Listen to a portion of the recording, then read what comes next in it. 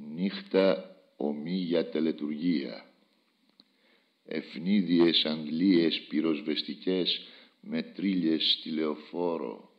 Σφαδάζει πάλι η γραμματική στο προσκήνιο, καθώς μέσα στον ύπνο μου απάγγελνα χτες διακοπτόμενες εκατοντάδες ενεστώτες για το ανατρίχιασμα, σε 7ωρη κοίμηση ρουθουνίζοντας ασύλληφτο ή απέσιο, στριφνές συστάδες από ονειρόεντα της ερημιάς η φλεβίτιδα, τα στενά μονοπάτια.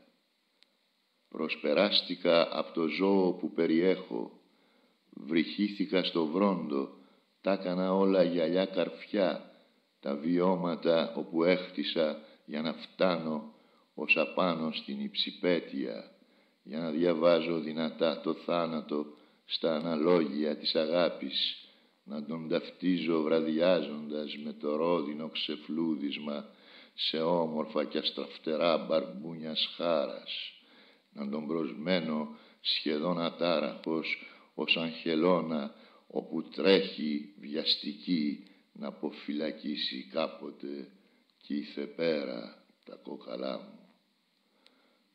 Λεπτοδείχτες από γάργαρο μέταλλο συγκεντρώνουν τώρα τα πυρά τους απάνω μου.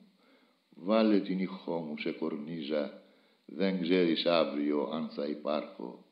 Στην νεκρόκασα η φωνή επεξεργάζεται τη βουβαμάρα κι όταν χειρεύουμε από τρέλα η λογική σου τορκίζομαι, καταραίει με έναν τρόπο που να αντιλυπάσαι.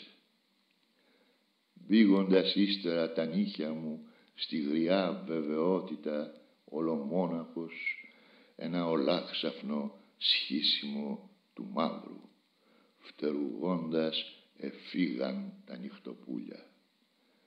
Ο ανοιχτόκαρδος Θεός, ο ορεξάτος διάβολος,